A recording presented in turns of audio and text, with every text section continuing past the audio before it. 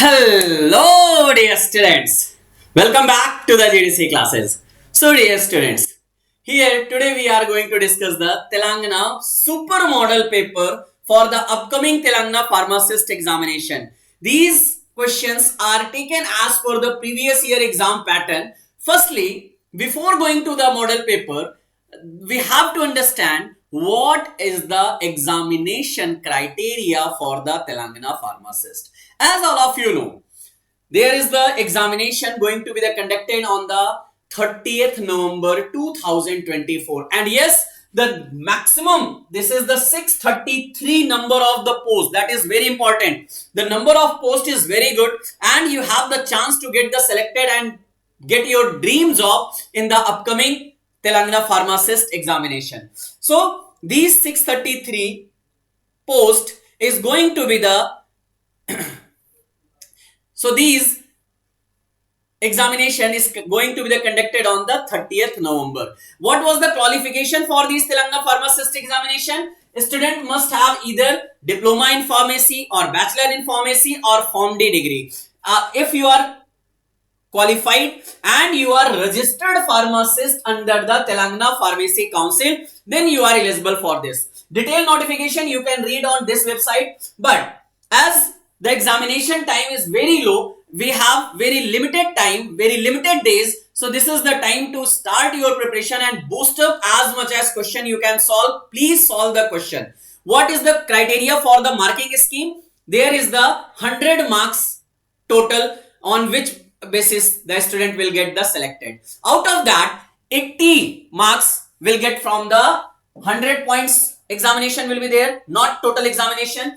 80, yes, maximum 80 points will be awarded on the basis of the computer based test, that is the CBT, and the 20 points will be given on the basis of their experience, their service in the state government on the contractual basis or outsource basis. 20 points will be given from those aspects. So total 100 points will be made.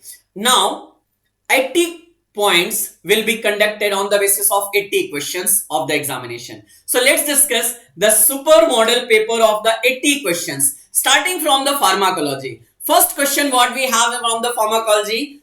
So here is the first question. What kind of substance can't permeate membrane by the passive diffusion? As all of you know, the maximum drug penetrate the cell membrane by the passive diffusion, and for the passive diffusion there is the first criteria, the drug should be highly lipophilic. If drug is lipophilic, then it can easily cross the cell membrane. Now lipid soluble drug can easily cross the cell membrane. Non-ionized, that means lipid soluble, it also can cross the cell membrane. Hydrophobic substance, that means lipophilic substance, can also cross the membrane, but hydrophilic substance cannot cross the cell membrane.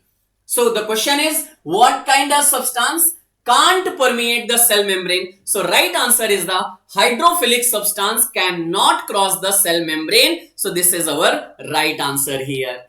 Passive diffusion in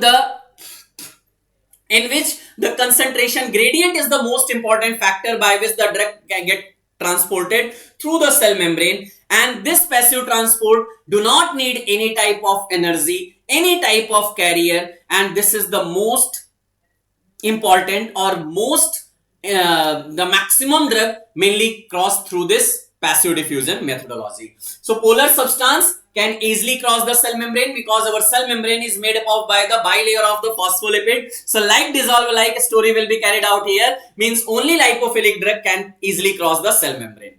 Next question, phase 2 of clinical trial. Phase 2 of clinical trial is also called as all of you know, clinical trial having mainly 4 types of the phases, but sometimes it also the 5 type microdosing stage are also added. Phase 1 is known as the human pharmacology and safety. Phase 2 is called as the therapeutic exploration or dose ranging. Phase 3 is called as the therapeutic confirmation or ceiling effect can be measured, while the phase 4 is called as the post-marketing surveillance. So phase 2 clinical trial is also called therapeutic confirmation. This is the phase 3.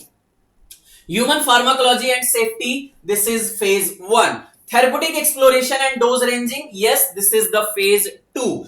Post-marketing surveillance, this is phase 4. And you have the question according to the phase 2. So right answer will be the therapeutic exploration, and dose ranging is called as the phase 2. While phase 3, therapeutic confirmation and comparison, that is called as the phase 3. So number of the patient, or in which phase, how many number are taken, what is the aspects of that clinical trial phases, all these type of question can be asked in examination. So read this table very carefully. So that is most important. Next, which of the following pair of drug is considered as the selective alpha-1 blocker?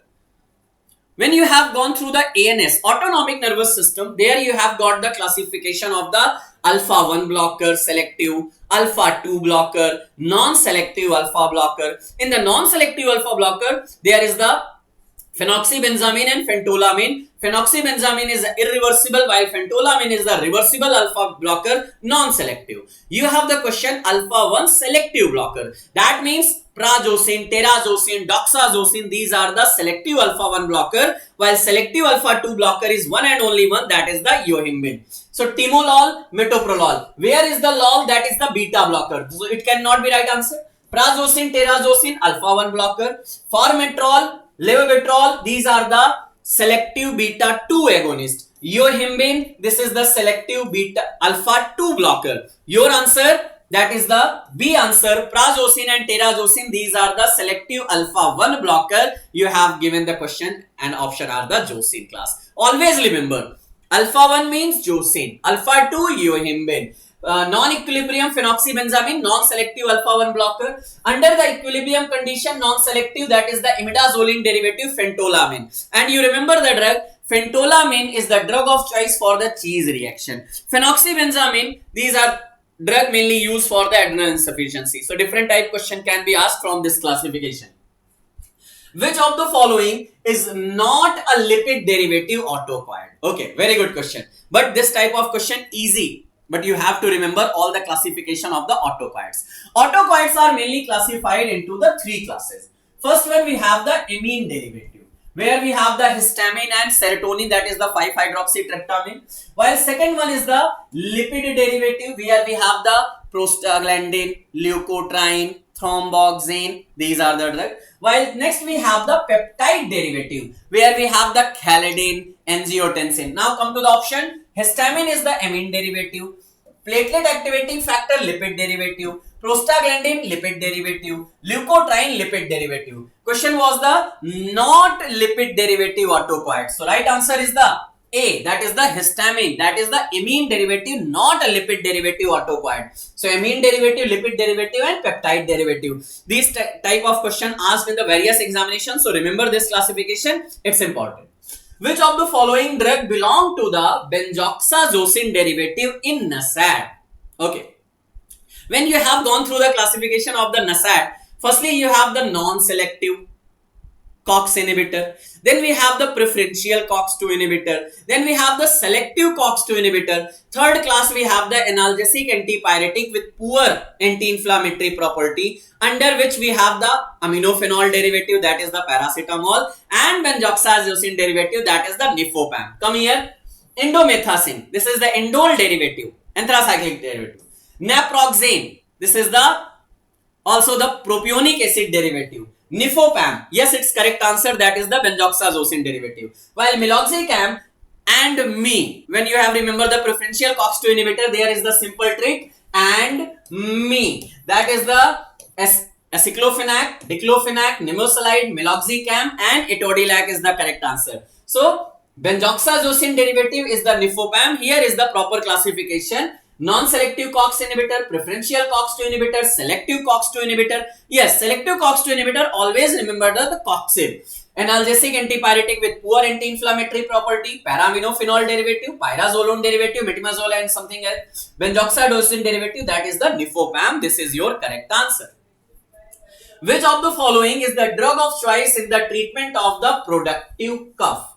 Productive cough means this, there is a situation where cough actually carried out or form or expel out, and all those drugs which increases the excretion of the cough from the bronchi, from that is called as the productive cough, or the expectorant used for the productive cough. Expectorant can be two types. First, that increases the mucosal secretion or enhance the mucosal secretion, where we have actually the amino derivative or the ammonium derivative is there. While second one, we have the mucolytic agent, which break down the mucus in the different section, that is mucolytic agent. Under the mucolytic agent, we have the vesica derivative, bromohexene derivative, carbocysteine derivative, acetylcysteine. These are the drug under the mucolytic. So here is the classification.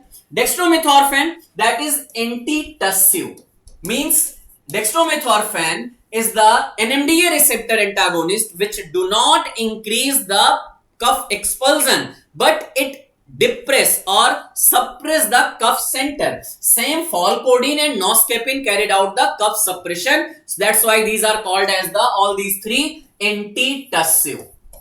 Antitussive. While bromhexine, that is the mucolytic agent, which mainly increases the cough expulsion from the respiratory tract. So for the dry cough, antitussive use, that is the codeine, 𝘿𝙀𝙎𝑖𝑛, noscapine and dextromethorphan. And for the productive cough, we mainly use the expectorant and mucolytic, that is the potassium iodide, bromohexine, Aerosol. These are the substance used. Also, in all the cough syrup, there is the added of the beta-2 agonist, that is the salbutamol, terbutaline. You have gone through the using of these type of the cough syrup. So that is the bronchodilator. That is the different action. Nasally acting GnRH, gonadotropin releasing hormone analog. When GnRH agonist, there is the Ralin. When GnRH antagonist, there is the Relix. Now here, goserelin, triptorelin, neferelin. All these are the GnRH analog or GnRH agonist. But the question is the nasally acting. So N for nasal, N for neferelin. So only option here we have the neferelin, that is the nasally acting GnRH analog. Number of times these type of question asked. So nasal acting neferelin used through the nasal route. So neferelin long acting GnRH agonist used by the intranasal spray. It also, but in all other GnRH agonists given through the subcutaneous route, not through the nasal route. So that is the different question. Baclofen acts selectively as baclofen. When you have gone through the classification of the centrally acting skeletal muscles relaxant, there is the class of the GABA B agonist. GABA B agonist is the baclofen, while GABA B antagonist is the saclofen. So here GABA A, no. GABA B receptor agonist, yes, baclofen, while GABA B receptor antagonist is the saclofen. So brother of the baclofen is the saclofen, that is the agonist, and saclofen is the antagonist. You have baclofen, that is the GABA B agonist. Remember the classification of the centrally acting skeletal muscles relaxant? Mephensin derivative, chlordiazepoxide or chlorjoxazone, chlormazanone. GABA A derivative diazepam, GABA B derivative baclofen, while centrally acting GABA alpha 2 agonist tizanidine. Actually, it's not a GABA derivative, diazepam, but diazepam is a benzodiazepine derivative. So remember with the clear cut classification. But question was the baclofen, that is the GABA B agonist. The mechanism of action of the sodium nitroprusside. In the antihypertensive drug classification, there is a class which is called as the arterio and venodilator. Sodium nitroprusside is the one drug which can dilate the artery as well as the vein. Both can be dilated. And the mechanism of action of the sodium nitroprusside is very easy. But firstly remember, sodium nitroprusside is a prodrug. On the body, it gets metabolized and releases the nitric oxide that will further activate the guanyl cyclase, and that guanyl cyclase form the CGMP. That CGMP causes the vasodilation in the artery as well as in the vein. So it do not act through the increasing CAMP, nor through the calcium channel blocker, not through the potassium channel opener, but actually it increases the guanyl cyclase. After increasing the guanyl cyclase, there is the more number of formation of the CGMP. That CGMP will lead to the vasodilation. Here, sodium nitroprusside releases the nitric oxide. That nitric oxide activates the guanyl cyclase. That increases the formation of the CGMP. That CGMP causes the relaxation. That's the simple mechanism. Next, all are dihydropyridine type of calcium channel blocker in anti-hypertensive class of the drug, except anti-hypertensive drug classification, there is the calcium channel blocker. But these calcium channel blocker are mainly divided into the three classes. Firstly, we have the dihydropyridine. Under the dihydropyridine, we have the different drug naming as the dipine, like nifedipine, amlodipine, nicardipine, different type of dipine. Next, we have the phenylalkylamine derivative.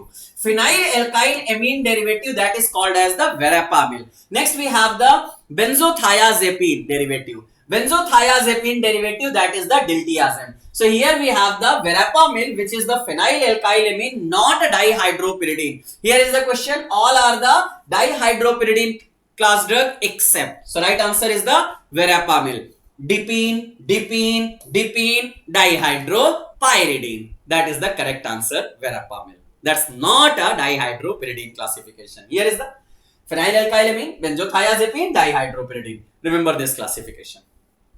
Potassium sparing diuretic is, under the diuretic classification, potassium sparing diuretic, that is the store or spare the potassium in our body. Under the potassium sparing diuretic, we have mainly two classes. First one, aldosterone receptor antagonist like spironolactone and epinephrine. While second, we have the renal epithelial sodium channel blocker, triametrine and amloride and triametrine. These are the renal epithelial sodium channel blocker. All these drugs having the potassium sparing property. Furosemide causes hypokalemia. Thiazide causes hypokalemia. So all of these cannot be correct. So correct answer is the spironolactone, which is the aldosterone receptor antagonist, which act into the late distal convoluted tubule of the nephron and spare the potassium in our body. So causes hyperkalemia in our blood. So that's why spironolactone do not excrete out the potassium from our body. Here is the classification: potassium sparing diuretic, aldosterone antagonist and renal epithelial sodium channel blocker, amloride triametrine, aldosterone antagonist, spironolactone and epinephrine. Diuretic classification, important one. Remember this classification. Mechanism of action of the aspirin as antiplatelet drug is its inhibitory action on. As we have gone through the study of the aspirin, I hope you all remember, aspirin have the dose dependent action. In the initial dose, at the small dose, at the 75 mg dose, it produces the antiplatelet action because it inhibits the thromboxane, and after inhibition of the thromboxane, it having the antiplatelet action. Under the antiplatelet drug classification, it is the first one. While at the middle dose, it having the analgesic action, but at the higher dose, it having the anti-inflammatory action. So aspirin having the antiplatelet action by inhibiting the thromboxane, because thromboxane causes the platelet aggregation. So after inhibition of the thromboxane, platelet aggregation cannot be carried out. So that's why it having the antiplatelet property, aspirin. Next, which of the following are proton pump inhibitor? Easiest one. All the proton pump inhibitor having the prazole word in their name, like omeprazole, pantoprazole, rabeprazole, esomeprazole, lansoprazole, and all the tidine having the H2 blocker, cimetidine, ranitidine, famotidine. These are the H2 receptor antagonists. While omeprazole is the proton pump inhibitor. So correct answer is the omeprazole, which is a proton pump inhibitor. Under the peptic ulcer drug classification, you have gone through this drug. Which of the following drug is the longer acting sulfonamide? Sulfonamide mainly drug are classified under the four classes. First one, we have the short acting, next intermediate acting, next long acting, and final one is the special purpose acting drug. Under the short acting, we having the sulfadiazine. Sulfadiazine. Under the intermediate acting, sulfamethoxazole, sulfamethopyrazine. Long acting we having the sulfadoxine. What is the option? Sulfamethoxazole intermediate acting, sulfadiazine short acting. Silver sulfadiazine comes under the special purpose which is used in the case of the burning. So it cannot be also the right answer. So right answer is the sulfadoxine. बंद. खाना खा लिया ना? बस हो गया. बैठिए जल्दी. हमें क्लास लेने दीजिए. Okay, चुप. So long acting drug is the sulfadoxine. We have got the answer. Sulfadiazine, short, intermediate, sulfamethoxazine, long acting sulfadoxine, special purpose sulfacetamide, sodium, ocular infection may use in the ocular infection. Sulfadiazine, silver sulfadiazine, miphenide, that is not a true sulfonamide, that also comes under the special purpose used for the burn situation.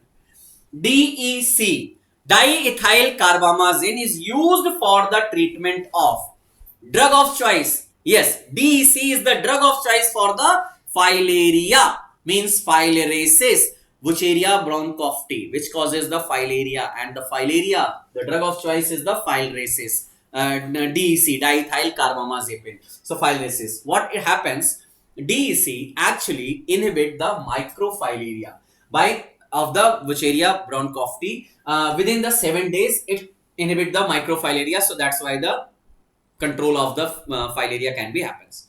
Choose the wrong combination of drug and mechanism. Bleomycin, fludarabine, pemetrexate, mitomycin. All these drugs comes under the anti-cancer drug classification. Bleomycin, yes, it inhibit the DNA topoisomerase, so DNA fragmentation can be carried out. Fludarabine, DNA polymerase inhibition, it also correct. Pemetrexate, thymidylate synthetase, no, it's not. Pemetrexate, methotrexate, these are the folate antagonists. So it inhibits the folic acid. So this combination is incorrect. Mitomycin, yes. Bifunctional alkylating agent, yes, it's right. Because this is non-selective, non-cell cycle specific antibiotic under the anti-cancer drug classification. So incorrect, wrong combination is the pemetrexate, thymidylate synthetase, that is the incorrect because that is the folate antagonist which mainly inhibit the dihydrofolate reductase enzyme. So these are the 16 questions which comes from the pharmacology. Very easy but important one. Next we have the human anatomy and pathophysiology or human anatomy and physiology. Important one because in each and every pharmacist examination, number of time different question asked from the HAP. So starting from the first one, the muscles that is located in the walls of the hollow internal organ. Hollow. Any hollow organs.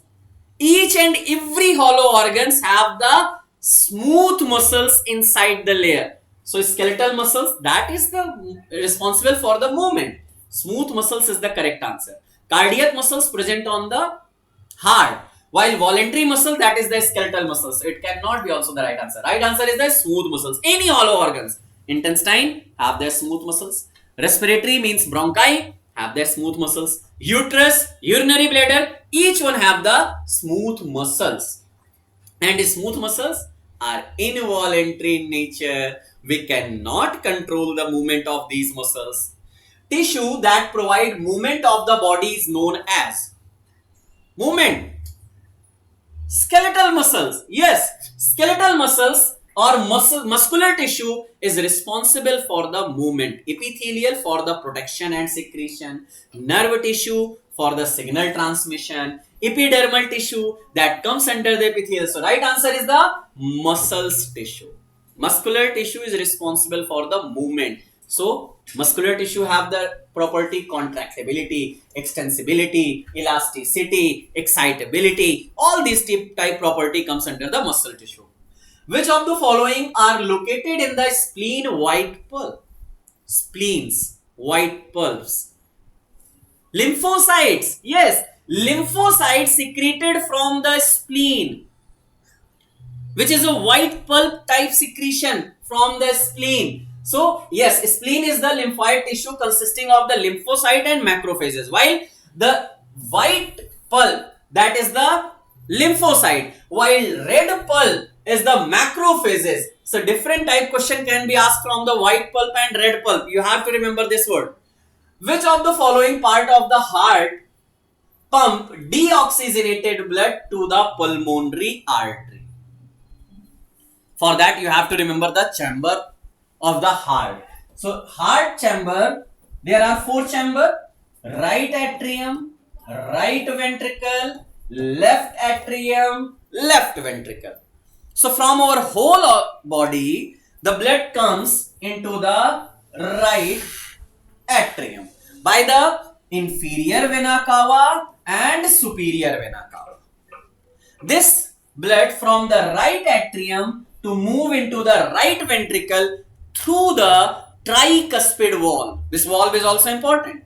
Now, this blood from the right ventricle move to the lung, or we can say the pulmonary, through the pulmonary artery. Yes, it's deoxygenated blood, but there is one exceptional. Pulmonary artery actually carried out or transported the deoxygenated blood.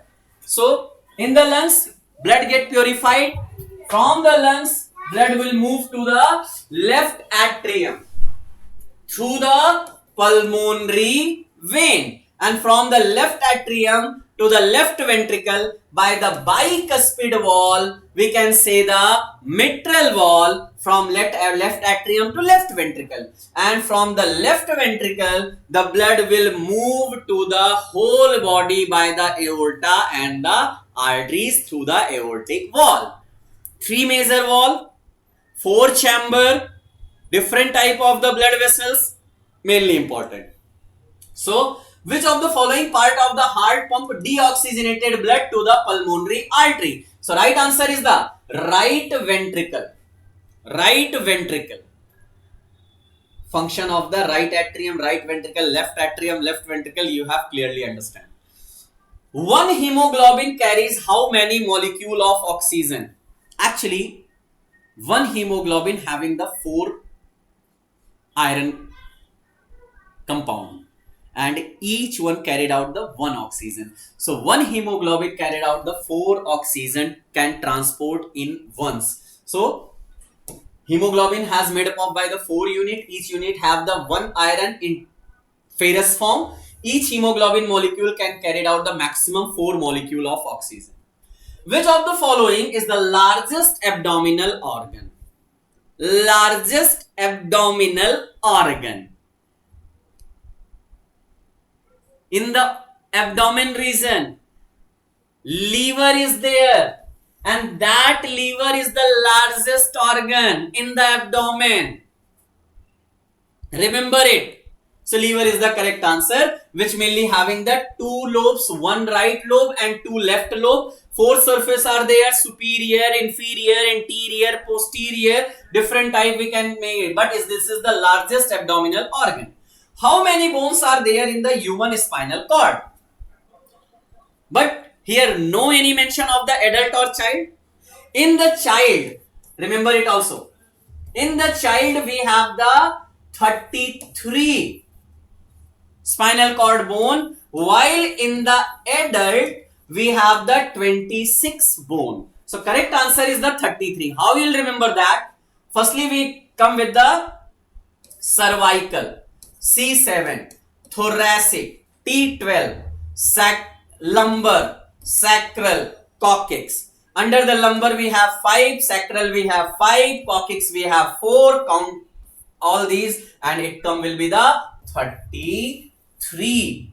So that is the correct answer, 33. Remember this: C7, T12, lumbar 5, sacral 5, coccyx 4. Total it become the 33.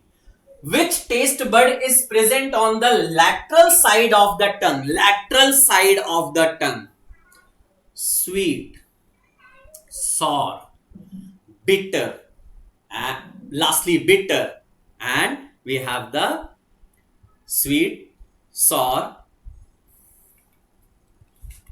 sweet, sweet, salt, heat, salt, sour, bitter. 4. So right answer is the sour, because here is the sweet, salt, sour and bitter. These are the different taste which comes from the different type of the taste bud in the tongues. Next, from the jurisprudence, 8 question is there, and jurisprudence important one. Don't leave it. You have to revise all the jurisprudence syllabus. State Pharmacy Council should have the number of the elected member. State Pharmacy Council, what we have remembered? 6, 1, 5, 1, 1, 1. What it means? 6 member registered pharmacist elected among themselves. 1 member from the Medical Council of India elected. 5 registered pharmacists nominated by the state government. Ex officio, we have the 3 member chief medical administrative officer, drug analyst, and we have drug analyst from the state, and we have the drug in charge of the state under the Drug and Cosmetic Act. So right answer is the 7 member. Remember here, 6 registered pharmacists, 1 member elected by the MCI, 6 registered pharmacists nominated by the state, chief administrative medical officer, officer in charge of under the DNC Act, and government analyst under the Drug and Cosmetic Act. Sale of opium to state government on manufacturing chemist can be made only from the government opium factory located on Ghazipur and Neemuch. So correct answer is the Ghazipur. We have the 2 opium factory, one in Ghazipur in UP, one in Neemuch in MP, Madhya Pradesh, but largest one is the Ghazipur opium factory. Good laboratory practice and requirement of the premises and equipment specified. GLP comes under the schedule L1. Yes, L1. M means GMP. N means need of the different type of the equipment required for the running of the pharmacy. M1, that is the manufacturing of the homeopathic medicine. So remember all the schedule, that is most important one. Please, schedules are most important. Don't forget to revise all the schedules. The drug price control order is issued by the central government by deriving power from which rule? Drug price control order comes under the Essential Commodities Act 1955. That's why DPCO comes in 1995. That is the order, but under the Essential Commodities Act, not under the Drug and Cosmetic Act or rules. It comes under the Essential Commodities Act 1955. Yes, drug is essential substance. In the COVID era, we have gone through this type of the naming, essential services. The MTP Act, Medical Termination of the Pregnancy Act 1971, provide that termination of pregnancy can be done under situation by RMP when length is. Termination of pregnancy can be carried out in 2 situations. When the pregnancy period is less than 12 weeks or it's 12 to 20 weeks. When the less than 12 weeks, then it can be terminated by 1 RMP. But when the pregnancy is 12 to 20 weeks, it can be terminated by the 2 RMP. But here is the one, that means not exceeding 12 weeks, not more than 12 weeks. This is most important. 12 to 20 weeks, that means 2 RMP will be required. So here is the, if length of the 12 week, then when the length of the pregnancy 12 to 20 week does not exceed 20 week, does not less than 2 RMP. The non-bonded laboratory shall be inspected by the proper excise officer alert. Non-bonded laboratory, once in a month. Once in a month, it should be inspected. Non-bonded. Under the bonded laboratory, we have already our excise officer in the bonded laboratory. So that's not needed to be inspected. But non-bonded laboratory should be inspected once in a month, every time. A substance deemed to be the poisonous as categorized in the Poison Act. In the Poison Act, substances are categorized into the 2 lists, list A and list B. But it's not much important to remember all the drugs, but sometimes question can be asked. So let's have a look. Arsenic, potassium cyanide and econyl. These are the list, comes under the list A. But carbolic acid, that is comes under the list B, and carbolic acid, that is the list B. That question was asked. Which among the following is an analytical agency? Analytical agency constituted for efficient administration of the DNC Act. Under the DNC Act, we have the three type of the bodies: analytical body, advisory body, and executive body. Advisory body, we have the DTAB and Drug Consultative Committee, Drug Technical Advisory Board and Drug Consultative Committee. So, Drug Consultative Committee and DTAB, these are the advisory body. While under the analytical body, we have the Central Laboratory, State Laboratory, Drug Analyst. So, Central Drug Laboratory, yes, it's analytical body.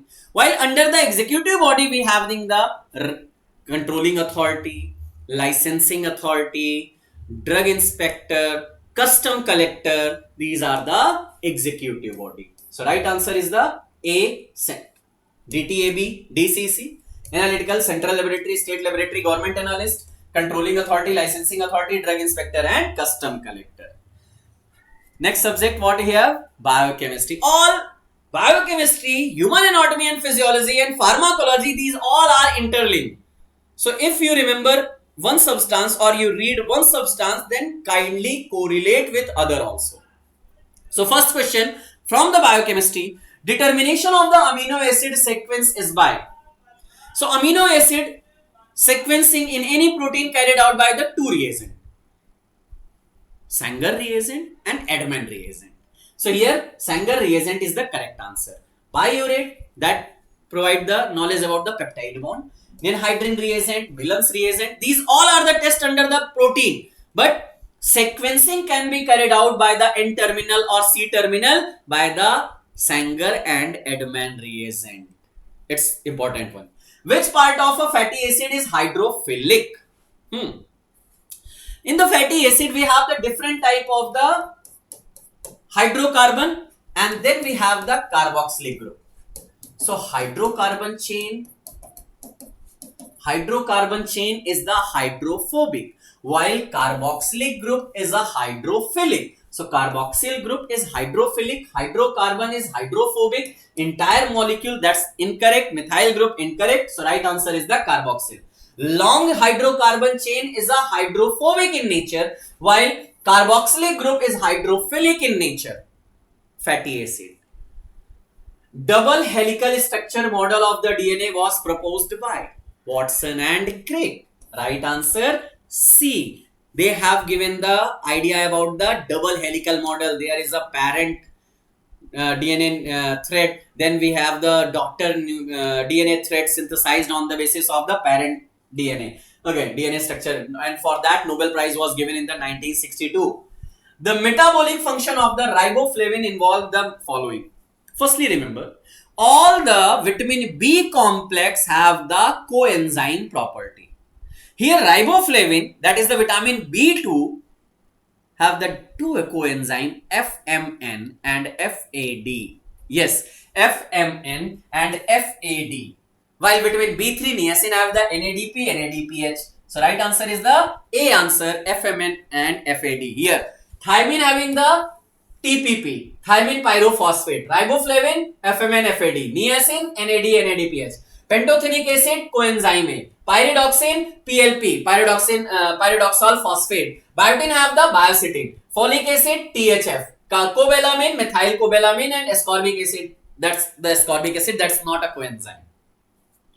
What is the process of breakdown of glycogen into glucose? Glycogen into glucose. So, glycogen is a polymer. From the glycogen to the glucose, that means breakdown of the glycogen, that is called as the glycogenolysis. Glycogenolysis. Glycogenesis means formation of glycogen from the glucose. Glycolysis, breakdown of glycogen into the pyruvic acid. While gluconeogenesis is the formation of the glucose other than carbohydrate. But breakdown of glycogen into the glucose, that is the glycogenolysis. Here are the different pathway where their description and the location where it's actually carried out. Normal safety range of potassium in adult blood. In adult blood, The potassium level, that is the normal, safer one, that is the 3.4 to 5 milliequivalent per liter actually. Safer. After that, there will be the hypokalemia that can be dangerous for any person. The plasma concentration of potassium 3.54 to 5 milliequivalent per liter. Which of the following is an example of the product developed through the medical biotechnology? Biofuels, not a medical biotechnology produced product. Genetically modified crops, industrial enzyme, yes, all are. But which of the following is an example of a product developed through the medical biotechnology? Antibiotic. Yes, from the medical biotechnology. Natural product, synthetic product. That is the biotechnology, recombinant DNA technology. Different type of method can be applied. 𝘂𝙀𝙎𝙎𝙬 is a type of toxic jaundice, hemolytic jaundice. Yes, it's a hemolytic jaundice where actually our RBC get breakdown that lead to the 𝘂𝙧𝙎𝙎 jaundice associated with the elevated conjugated bilirubin that excreted through the kidney. Why it's happened? Due to the hemolytic jaundice, means RB breakdown of RBC. So these are the different questions from the pharmacology, human anatomy and physiology, jurisprudence and biochemistry. I hope after these questions you have got revised your the syllabus. In the next model paper we will get the next another question. Thank you so much to all of you from my side. Keep continue all the remaining subjects. So let's see what are the questions associated with hospital pharmacy. The first question is, hospital pharmacy is mostly located in. Option A is inside hospital, option B is outside hospital, option C is near hospital, option D is none of this. So the correct answer for this one is hospital pharmacy is mostly located inside the hospital. So the location is inside the hospital for easy access to the patients so that they can take the advantage of this pharmacy inside the hospital. So the patient staff can easily approach it. The location of hospital should be such that it is convenient for providing different services to all the departments and personnel who make daily use of such services, so that it will be easily accessible. So for that reason it is inside the hospital. In multi-stored building of a hospital, the pharmacy should be preferably located on the ground floor. If it is a multi-story building, then preferably it is located in the ground floor so that easy access can be happen. The second MCQ is, number of pharmacists required for 300 bed size hospital is. Now depending upon what is the bed size of the hospital, the number of pharmacists also vary. If the bed size of the hospital is higher, accordingly the number of pharmacists should also be greater. So for 300 bed size hospital, the number of pharmacists should require, option A is 5, option B is 8, option C is 10 and option D is 3. So for 300 bed size hospital, you require the pharmacist, number of pharmacists require is 10. Number of pharmacists require is 10. Now let's see, depending upon different bed size, how many pharmacists is generally required. Up to 50 beds, number of pharmacists required is 3. So 3 pharmacists are required if the bed size is near to 50. If it is 100, for 100 bed size, number of pharmacists required is 5. Number of pharmacists required is 5. Up to 200 beds, number of pharmacists is increased to 8. Number of pharmacists is increased to 8. Up to 300 beds, the question was regarding up to 300 beds. So for 300 beds, number of pharmacists required is 10. For 300 beds, number of pharmacists required is 10. And up to 500 beds, the number of pharmacists required is 15. So these are the different number of pharmacists that should be required according to the bed size of that particular hospital. Next MCQ is, which is the function of hospital pharmacy? Now whenever a hospital pharmacy is there, they usually carry out different functions like dispensing, purchasing and inventory control. Option C is research and option D is all of the above. Basically hospital pharmacy, they carry out different function. So it includes all of the above, including dispensing, purchasing and inventory control, and research also. So option D is the right answer. So let's see what are the other functions apart from this. So other functions of hospital pharmacy is dispensing. If we see about dispensing, it includes outdoor patient, inpatient, medical surgery and laboratory supplies, ward and floor stock alcohol. So this all comes under the dispensing, and this is the function of hospital pharmacy. The next category is purchasing and inventory control. Then we have teaching, research, control, statistics and reports, and manufacturing. Manufacturing of bulk as well as large volume parenterals, that is LVP, and small volume parenterals, that is SVP. So these all are the functions of hospital pharmacy. Next MCQ is, in the composition of PTC, the pharmacist worked as. Now PTC is nothing but Pharmacy and Therapeutics Committee. So what is the work of that pharmacist in this committee? So whether option A is secretary, option B is chairperson, option C is administrator, option D is anesthetist. So basically in the committee, in the PTC, Pharmacy and Therapeutics Committee, pharmacist act as a secretary. Pharmacist act as a secretary. So option A is the right answer. Now apart from pharmacists, there are different committee members. So let's see what are the composition of this PTC. So it is composed of the following members. So first is physician. The first member is physician.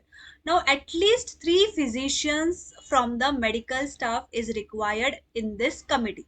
Physician, at least 3 physicians are required in this committee.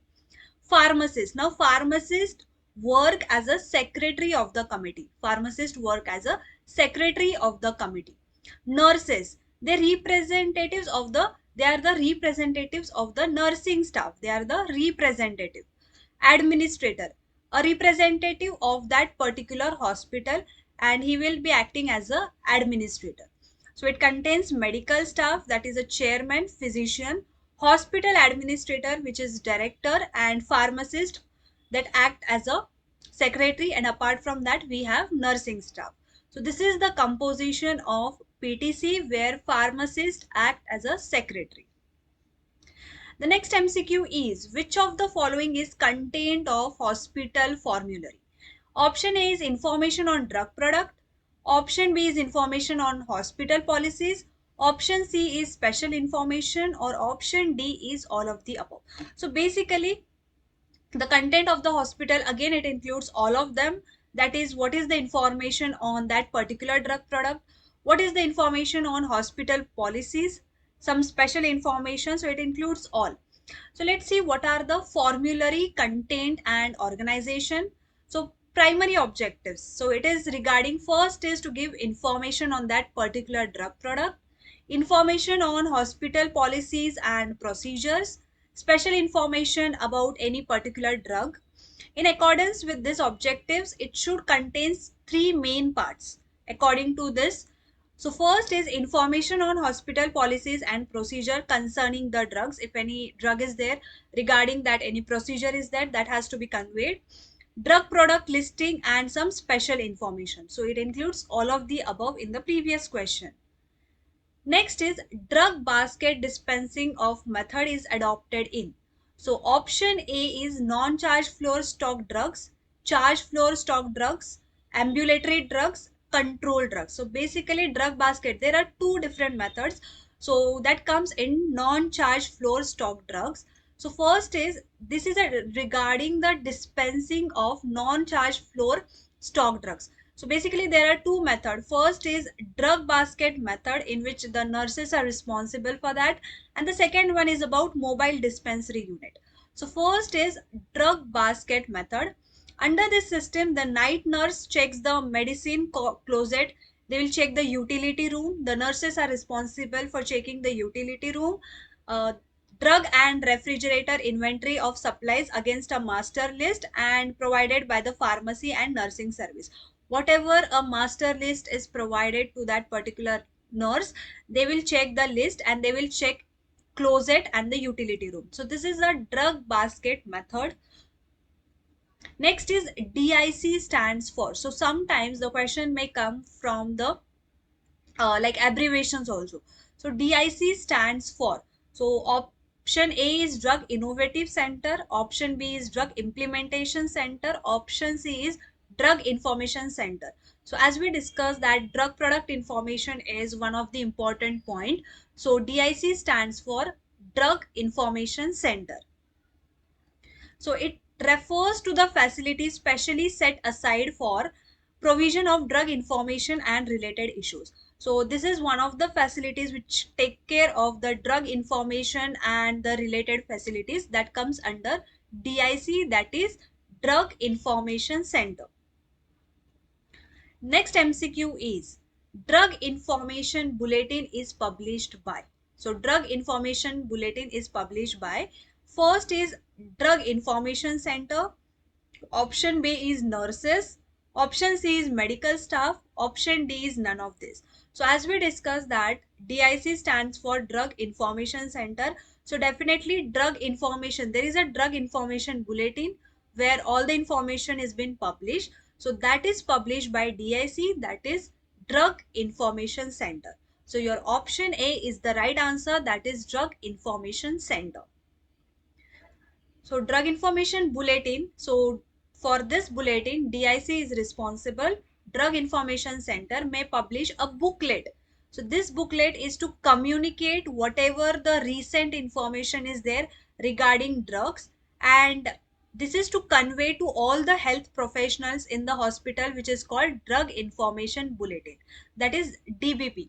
So that is DIB. So basically to convey to all the health professionals regarding the recent changes or recent information regarding drug, it is required to publish a bulletin. So it is a booklet where you will get the recent information about the drug, and it is published by DIC.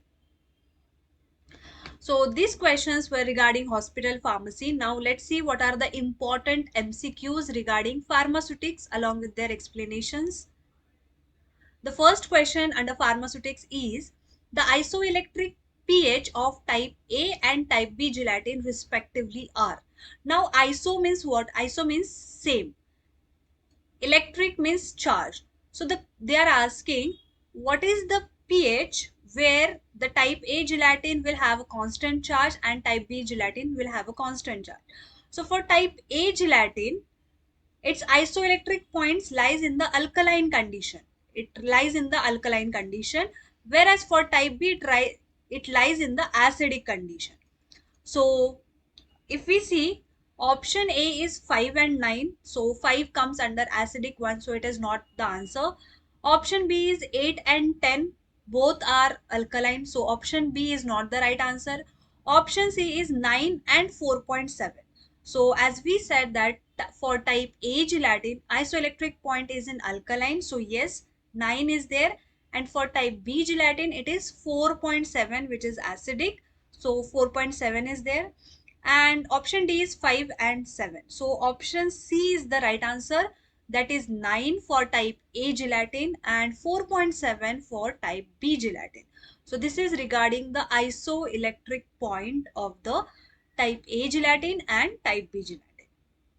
So gelatin, basically we know that gelatin, it is a heterogeneous substance.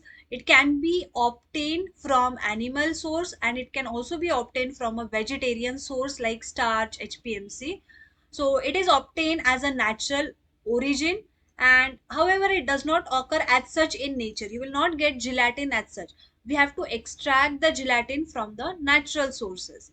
It is prepared by hydrolysis of collagen. Hydro means water, lysis means breakdown. So the breakdown of collagen using water is hydrolysis. It is the main protein constituent of connective tissue. There are two types of gelatin depending on the preparation method. Like type A gelatin, A comes from acid pre-treated. This is acid process. So type A gelatin, A for acid. And type B gelatin, it is a base treated, or you can also call it as alkali treated. Okay. So type A gelatin, it is obtained from pork skin. Depending upon what is the source of that gelatin, the process is different. For example, if it is a pork skin, then acid processed, So its isoelectric point is pH 9. If it is type B gelatin, which is obtained from bone, it is alkali process, so it is pH 4.7. Isoelectric point is pH 4.7. So this is all about type A and type B gelatin. Next MCQ is identify the best combination of preservatives for ophthalmic preparations. Now, in case of ophthalmic, it is very important that it should be free from microorganism, it should be sterile, and that is the reason we are adding certain preservatives. So, what are the preservatives or the combination which is used in ophthalmic preparations? First is benzalkonium chloride and chlorobutanol. Option B is phenyl mercuric acetate and thiomersal. Option C is chlorobutanol and thiomersal. Option D is again benzalkonium chloride and disodium edetate or EDTA. So option D is the right answer, that is BKC, benzalkonium chloride and disodium edetate. So these are the examples of preservatives. So first is cationic weighting agents. Cationic means which will have a charge of positive. Anionic means negative.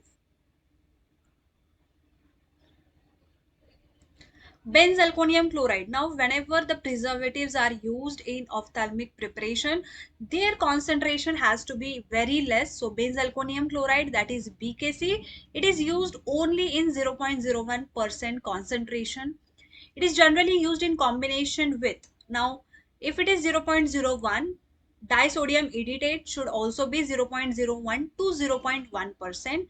The chelating EDTA, that is ethylene diamine tetraacetic acid. So it is a chelating agent. It has the ability to render the resistant strain.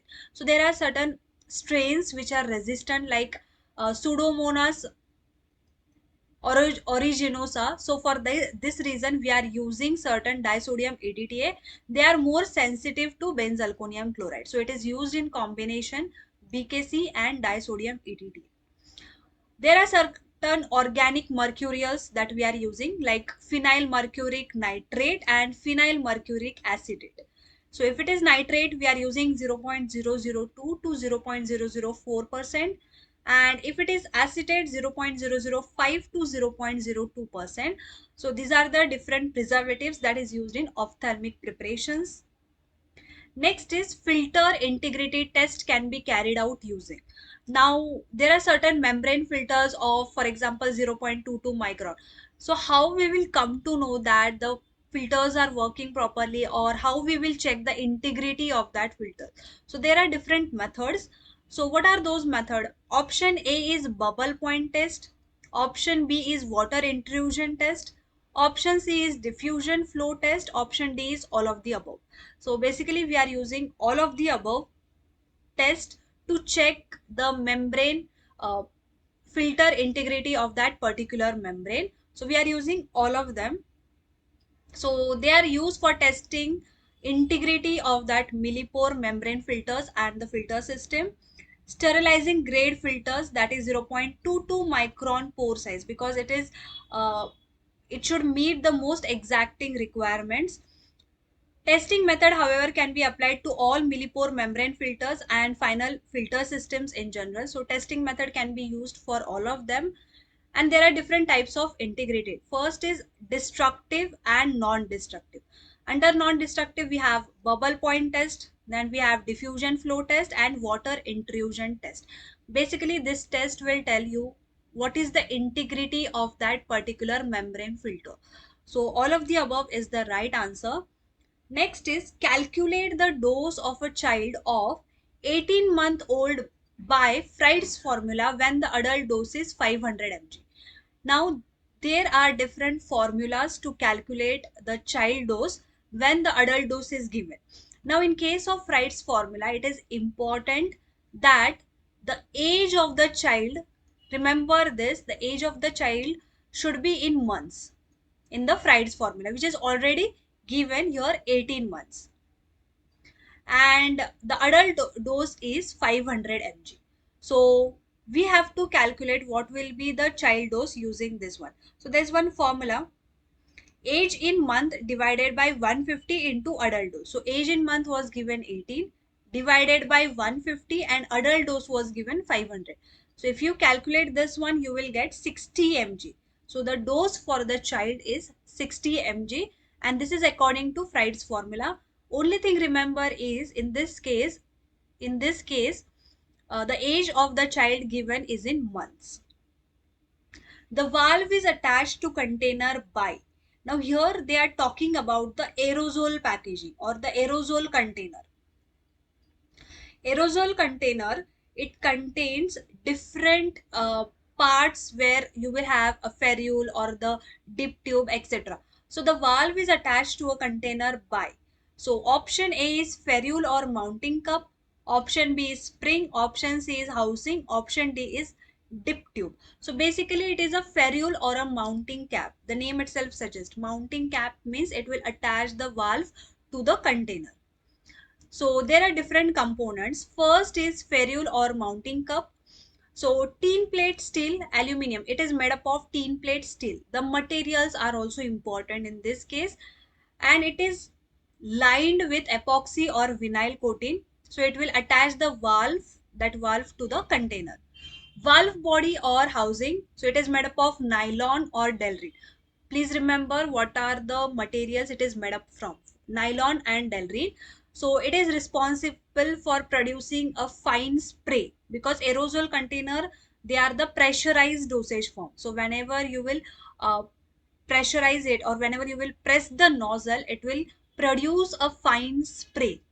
And chalking contains opening, so it prevents the chalking of that contents, because while producing a spray there are chances like it will choke. So that is the reason, and it is 0.013 to 0.08 inches. Next is stem. So it is made up of nylon, delrin brass or stainless steel, and it connects the valve to that particular actuator. It provides the entry and exit ports to chamber and permit filling and discharge of the meter dose respectively.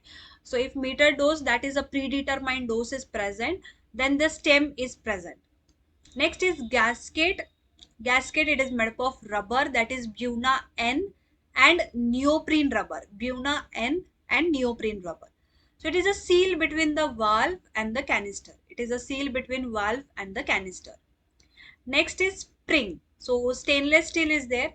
Spring, it will hold the gasket in the position. It will help to hold the gasket in the position when actuator is depressed. When you press the nozzle, that is actuator is depressed and it is released. When you release, it will return the valve in its closed position.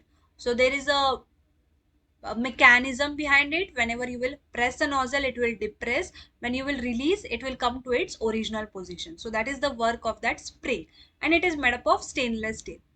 Then there is a dip tube. In every aerosol container you will find a dip tube. So that is for the taking the product to the outside.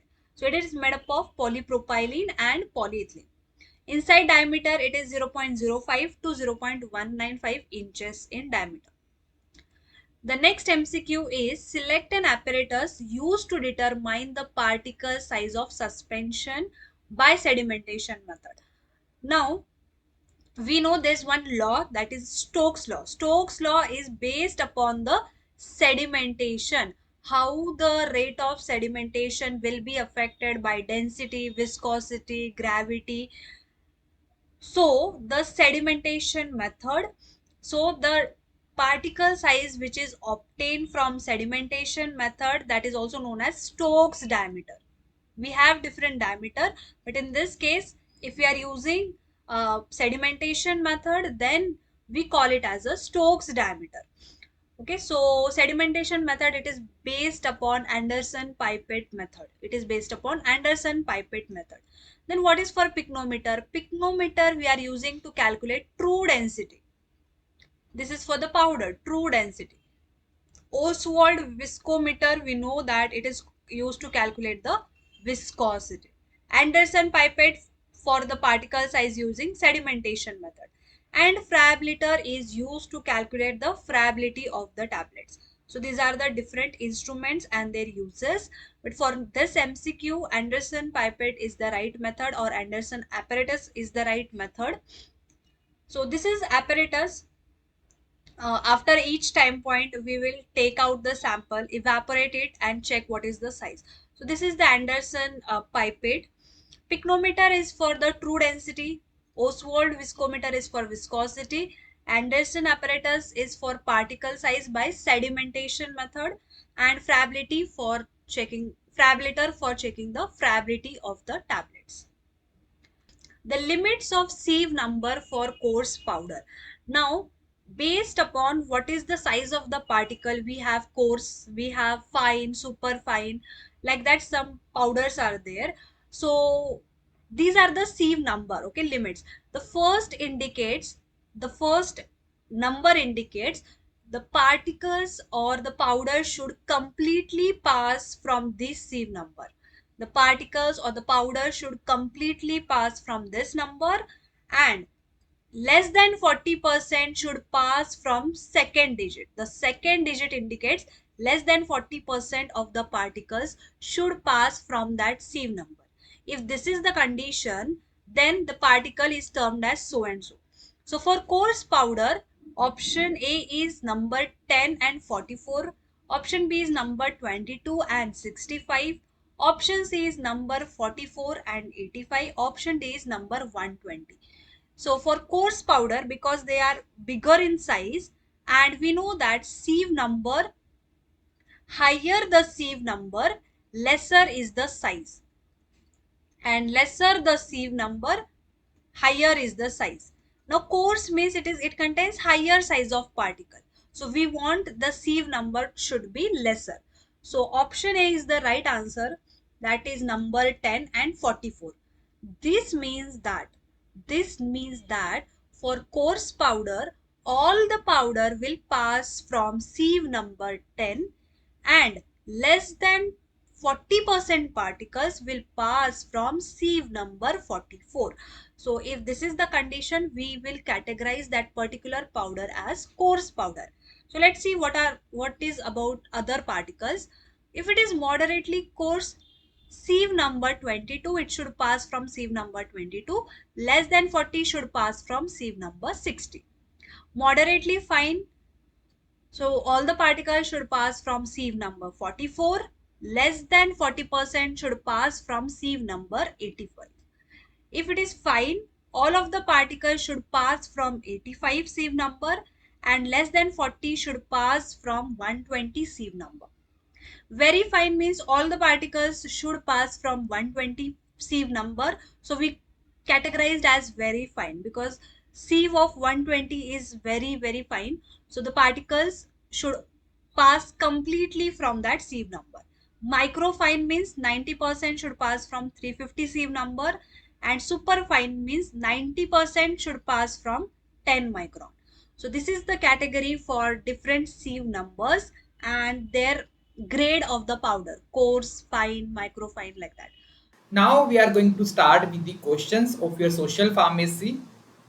These questions are specifically like a short question, like most probably they will ask in your examination, and there was the same question in the previous examination. So just you have to make sure that every questions that we are going to like discuss here, you have to cap that concept, clear your doubt here only. If you are having any doubt, you just do the comment, or you can ask your doubt in the comment box. Please be watch these sessions completely, as you will get the more and more concept, as we have a mindset that your Telangana Pharmacist examination is our examination. We are standing with you, but for that you have to do hard work. You just have to ask your doubt. We are feeling happy to in clearing your doubt. To make us happy, you have to ask your doubt. Got it? So first question from your social pharmacy, or we can say with the continuation of this series, we have the question number 57, that is from your social pharmacy, and that is the identify the factor which is responsible for the health. Like for the health, which are the factor that is responsible? So we have the option first, environmental factor, like someone is in our surrounding, as well as the temperature condition, humidity condition can also affect. Genetic inheritance, like we have some like teratogenic disease, we have inherited disease, we have social sportive system, like social background, in which society we are living, what are the sex ratios, how is the we can say disease condition of that particular society. So these all factors are responsible for a health determination. So external factor include your physical and social condition, whereas the individual such as the housing, pollution, community resources are also included in your environmental factor. Then after the genetic factor, genetic inheritance, we have like a predisposed individual like for a certain disease and condition. Then after we have the social support system, like what about the family background, friend circle, the community in which you are living, so what are their behavior. After that, we have the next question, question number 58, that is also from the social pharmacy. As there, this is the question we have to tell like the scientific study of human population is. So scientific study of human population is first option we have the sociography. No, it is only dealing with the sociology. Then we have the demography, then histography, and then all of these. So human studies, that is basically dealing with the human population, that is known as demography. So demography, it is the scientific study of the human beings in which we just have to analyze the statistical data. We are using the statics like how is the population, what are the structure, distribution and trend of their birth, death, that is migrations and all the criteria that we are taking. So demography, that is the scientific study of your human population. After that, we have the next question, and the question is like uh, the process of burning of municipal solid waste under high temperature, under suitable temperature condition in a specific furnace. So here we are just burning of solid waste, suitable temperature we are using, and we are just using a specific furnace. So what is the process called? Like landfill, basically in the landfill what we are doing, like just we are just like clean dumping the waste into a we can say mine or anything. And recycling, just we are just using the plastic and we can say the metallic waste that we have to the recycling form. Vermicompost, that is a process of the formation of the manure. And the last and only option that we have, the incineration. So incineration, that is the process of the burning of municipal solid waste at high temperature, and at a controlled environment, because we like this is occurring in the closed chamber or we can say furnace, at into which we just have to provide the oxygen. As you know very well, like oxygen is necessary for the burning process. So that is our incineration.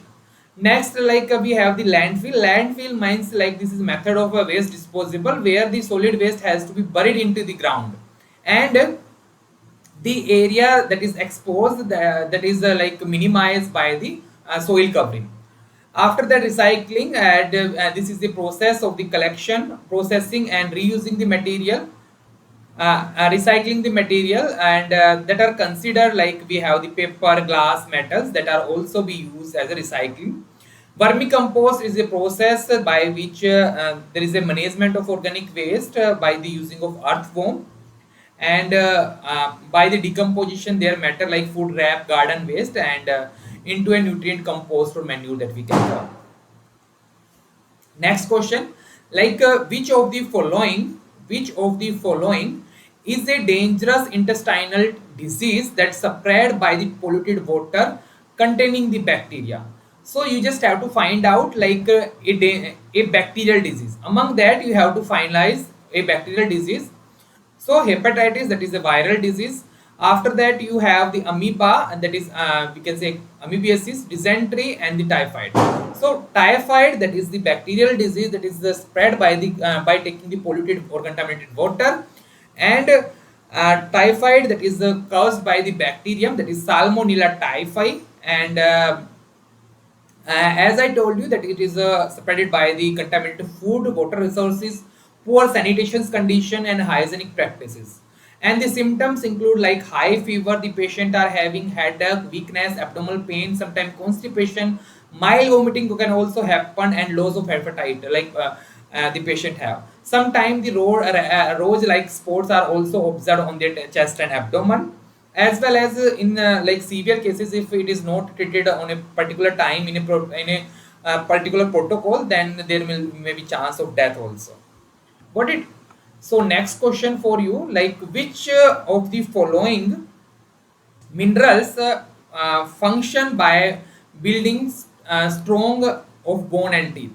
So questions in your mind, like any questions about your teeth and the bone, and they're just asking about the mineral. So by closing the eyes, then you just have to think like calcium is the only mineral that is going to build up the strong like that is going to strengthen the bone as well as the teeth. So calcium, that is the only, or we can say most abundant minerals in the human body, around 99% that is stored in the bone and the teeth. And as this is the structural component of our bone and teeth, and it is going to provide the rigidity and the strength. This calcium combined with the phosphate to form the hydroxyapatite, that is the main mineral in the bone and the teeth enamel. And the calcium intake during the childhood and the adolescence is very crucial because it is enhancing the peak bone mass. Because during the age of childhood and adolescence, we are just going to increase our we can say physical length. So calcium is like helpful in the maintaining of bone density in the childhood, and decrease in the calcium level during the old age can lead to the problem of osteoporosis. Got it? So we can take the calcium by, we can say, by eating egg, by eating bone chicken, as well as from the milk we can take the calcium. There are the source of the calcium. Next we have like which among the following, or we can say which of the following nutrient deficiency cause the megaloblastic anemia. Megaloblastic anemia, like anemia that is caused basically by your iron, your vitamin B12, your folic acid. So we have the example like folic acid, okay, niacin, that is the vitamin B complex, and that we have pyridoxine, that is vitamin B6, thiamine, that is the vitamin B2. So folic acid, as I told you, that is the causing, or we can say that is very important for the formation of red blood cells, and due to deficiency of vitamin B12, as that is known as cobalamin, and vitamin B9, that is the name of folic acid. These all are very essential vitamins in the synthesis of DNA and for the proper formation of their red blood cells.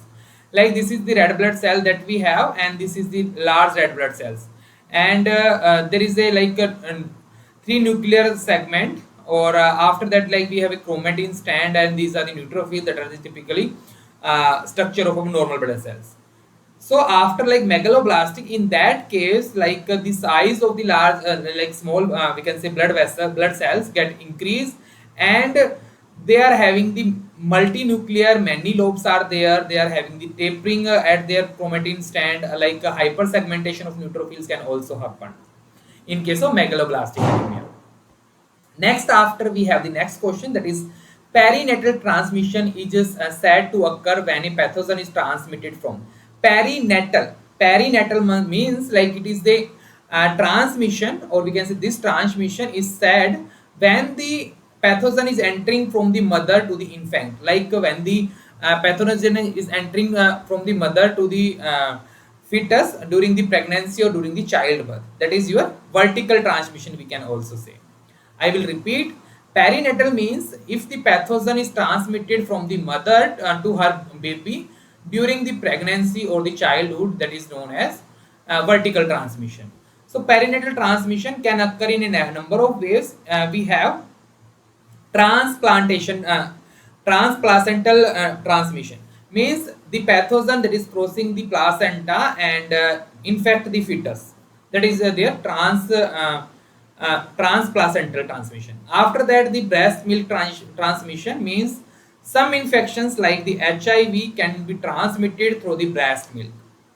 After that, we have the intrauterine transmissions, means the in which the pathogen infect the fetus before the birth, usually through the amniotic fluid. As in the amniotic fluid, the fetus is just lying on the womb of the mother. Next question, like ascariasis lumbardiosis, commonly known as. So what is the common name of ascariasis lumbardiosis? Lumbardiosis, that is we have the round worm. So roundworm, that is the typical diagrammatic representation of the diagram showing the female that is having the large size, and the male that is having the curved we can say body structure. So Ascaris lombardiensis, that is the roundworm, and it is a parasite nematode that infect the human intestine, basically infected the human intestine and cause the disease, that is ascariasis. So as I told you that the largest intestine, or we can say it can affect the large intestine of the human like worldwide, as well as the ascaris eggs can remain in the food and the water, and they can contaminate them. And the symptoms of the ascariasis include the abdomen pain, vomiting, diarrhea, malnutrition, especially in the children. So diagnosis is made by just examine the stool under the microscope. Just they have to identify the ascaris egg on the stool. So this is about the social pharmacy questions. Next, we are going to plan with the pharmaceutical chemistry questions, in which we are just basically discussing about the questions that are from the we can say chemistry part, basically medicinal chemistry, organic chemistry, inorganic chemistry. We are dealing in this part. So please clear your more and more concept here. Please do your best with the mindset that today is your last day, tomorrow is the examination. So with this mindset, you just have to prepare yourself. It is not like that, sir, we have 5 to 10 days like 5 to 10 days in the examination, so we can do at the end, or we can say day before the examination. No, pharmacist preparations need patience, pharmacist preparations needs time. You just have to clear your basics. Basically you have to try focus on the pharmacology part, pharmaceutics part, and hospital pharmacy, social pharmacy. Pharmaceutical chemistry is somehow down in the previous analysis that has done by our expert faculty, but you just have to remember the important question that we are going to plan. Got it? So first question you have, like, which of the following is the first generation beta blocker containing 1 to 5 thiazole ring in its structure? So first generation we just have to find out, and that is the beta blocker. Beta blocker we have to find. So the ring structure, that is thiazole, means thia means like there is a sulfur group. 𝙤𝙎 means like there is a 2 nitrogen.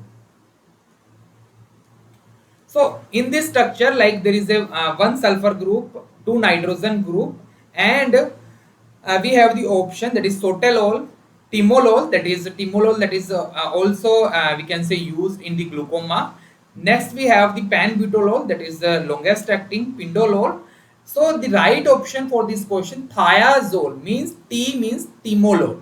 So timolol, that is the having the ring structure, or we can say that is having the morpholin ring in this chemicals medicinal chemistry structure, and having the 1 to 5 thiazole ring, as there is a 1 sulfur group at the first position, and 2 or 4th position are occupied by the nitrogen. And propane 2-ol, that is the common we can say suffix that we are using for the drug that are belonging from the beta blocker category. Next you have the hydantoin is differing from the barbiturates. Hydantoin, that is basically you have the phenytoin category of drug, phenytoin, that is hydantoin, having the hydantoin ring. So these are the drugs that are differentiating from the barbiturates, or we can say which group are differentiating the barbiturates from the hydantoin. Like hydantoin that are having the lacking of the 6-OX group. So hydantoin that is differ from the barbiturates by lacking the 6th oxy group. So hydantoin, like this is the structure of your hydantoin, and this is the structure of your barbiturates. So there is a lack of lack of the 6-oxy group in case of barbiturates, but the 6-oxy group is present in your barbiturates. Next question for you, which one is used in the limit test of chloride? So basically we have the limit test of chloride, sulfate, then after we have the iron limit test, then we have lead limit test, arsenic limit test, and limit test for heavy metals. So chloride limit test, you just have to cram this, that in the chloride limit test there is a use of silver nitride and there is a formation of AgCl precipitate. So silver nitride that we are using, and the principal reaction of the chloride limit test is the reaction that is based on the chloride ion as well as the silver nitrate in the presence of your dilute nitric acid. In presence of dilute nitric acid, and there is a formation of AgCl precipitate, that is white color precipitate is formed, and the reaction produce a silver color as a white precipitate, and the opalescence produced in the sample solution should not be greater than the standard. Means like we have the test sample and this is the standard sample. So standard is more turbid. If standard is more turbid, it is going to pass. If a test is more turbid, then it is going to fail the limit test. Got it? Then after we have the next question. Like we have given an example of absorbable antacid. So among these following example, we just have to identify like which among the following are the absorbable antacid. As we have two type of antacid, one is systemic antacid, one is non-systemic antacid. So first we have the aluminum hydroxide, calcium carbonate, tribasic calcium phosphate. So among these, like we have only the sodium bicarbonate, that is also known as soda bicarb. That is act as our absorbable antacid, means that are going to be in the systemic circulation or also known as systemic antacid. So as I had discussed before that antacid are broadly classified into the two categories. One is our non-systemic antacid and second we have the systemic antacid. So non-systemic antacid, that is the compound that are not going to absorb into the systemic circulations, and we have the systemic antacid that are going to absorb into the systemic circulation. They are having the cationic group as they do not form the insoluble basic compound, and there is an anionic group that is going to neutralize the H positive ion in the gastric acid. And this release their cationic group which combine with the SCO3 from the pancreas to form an insoluble basic compound that is excreted in the fecal matter. So non-systemic antacid, that is we can say broadly classified into two.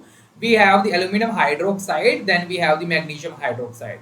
And systemic antacid we have like sodium bicarbonate we have, that is act as a systemic antacid. So find out the name of the following structure which is an adjuvant antitussive. So adjuvant antitussive, that are the agent that antitussive are the agent that we are basically using in the cough and cold.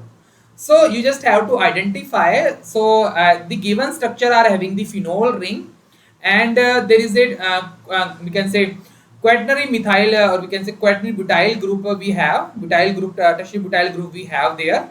So this is the commonly structure of your only and only salbutamol. So salbutamol, that is act as an antitussive agent, and we have the chlorpheniramine, that is a antihistaminic drug having this structure containing the pyridine ring, and after that we have the cyclizine, and that is having the piperazine ring. Cyclizine contain the piperazine ring, chlorpheniramine contain the pyridine ring, as well as there is a chlorophenyl group is there. Promethazine, that is a highly sedative antihistaminic drug, also containing the phenothiazine ring, and also containing the propane 2-amine also. And next question for you, like which state is given or we can say which statement are given for the hormonal drug cortisone. So among these statements, you just have to find out like which statement is giving the correct explanation about the hormonal drug, that is cortisone. So first statement you have, it contain a pregnenolone moiety. Okay. Next, it contain the androsterone moiety. There is a ketonic group containing at the 11th and the 3rd and the 11th position, and double bond is also present at the 4th and 5th position. So among these cortisone hormonal drug, we have the option number P, that is it contains the pregnant moiety. After that there is a ketonic group at the 3rd and 11th position, and there is a double bond in the structure at the 4th and between the 4th and 5th position. So This is the typical diagrammatic representation of the cortisone having the pregnant moiety, and it contains the ketonic group at the 3rd and the 11th position. Like this is the 3rd position and this is the 11th position. There is the ketonic group and there is a double bond between the 4th and 5th position. Got it? So this is the about your cortisone. Next we have the structure, and just they are giving the hint that you have to identify the given antifungal drug. They had given a structure and you just have to identify which antifungal drug is this have.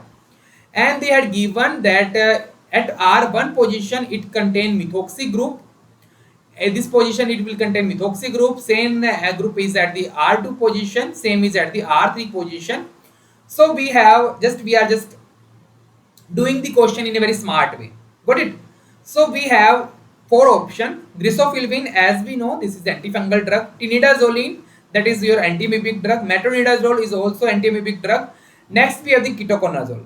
So 2 options are going to be wrong, that is tinidazole and metronidazole, because they are asking only for the antifungal.